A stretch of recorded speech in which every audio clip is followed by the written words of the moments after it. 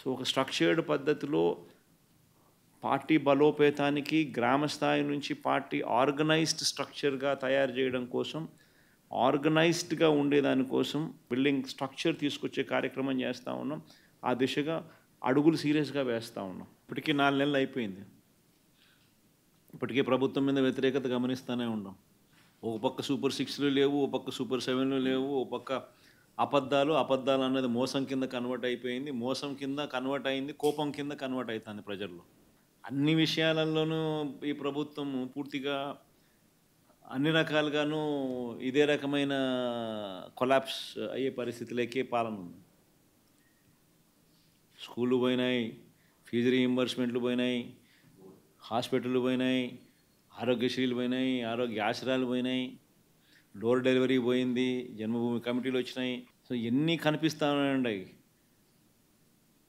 చదువులు లేవు, చదువులు పోయినాయి, వ్యవసాయం పోయింది, పెట్టుబడి సాయం పోయింది, ఫ్రీ ఇన్సూరెన్స్ పోయింది, ఆర్బీకేలు పోయినాయి, అన్నీ పోయినాయి. పూర్తిగా గవర్నెన్స్ అంటే ఏదైతే మార్గదర్శకంగా రోల్ మోడల్గా నిలబడాల్సిన రంగాలు వ్యవసాయము, చదువులు, వైద్యము, 3 రంగాలు తిరోగమనమే. గవర్నెన్స్ అనేది లేదు.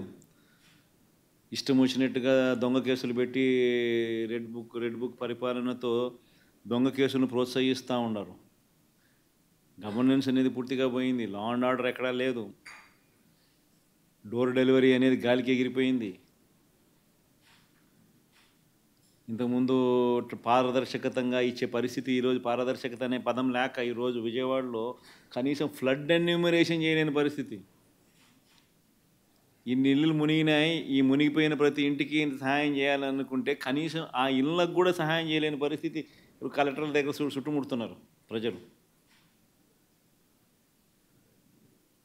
అంటే ఒక ట్రాన్స్పరెన్సీ లేదు, ఒక పారదర్శకత లేదు. కొందరికే నచ్చినోనికే ఇవ్వాలనుకుంటే ఇస్తారు. ఇవన్నీ స్టార్ట్ అయిపోయినాయి.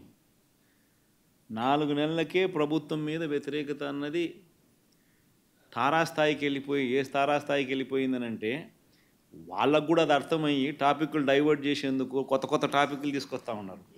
పార్టీ కోసం ఎవరైతే పనిచేసినారో, పార్టీ కోసం ఎవరైతే కష్టపడినారో, పార్టీ కోసం ఎవరైతే నష్టపోయినారో వీళ్ళే ఆ బాధ్యతల్లో ఉంటారు. సో పార్టీ అనేది మనది అనేది మనం అందరం కూడా కలిసికట్టుగా ఓనర్షిప్ తీసుకోవాలి. ఆ ఫైర్ అనేది రావాలి. పార్టీని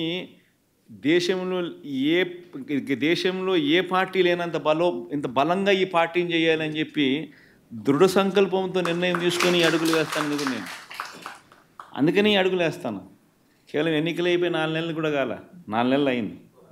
4 నెలల్లోనే ఇంతగా నేను మిమ్మల్ని పిలిచి, మిమ్మల్ని మోటివేట్ చేసి, జిల్లా అధ్యక్షులను నియమించి, వాళ్ళను మోటివేట్ చేసి, ఈ స్ట్రక్చర్ మళ్ళీ తీసుకొని రావాలని చెప్పి, ఇంత ఆర్గనైజ్డ్గా చేయాలని చెప్పి ఇంత మోటివేట్ ఎందుకు చేస్తూ ఉన్నానంటే కేవలం అదే, ఆ ఫైరే.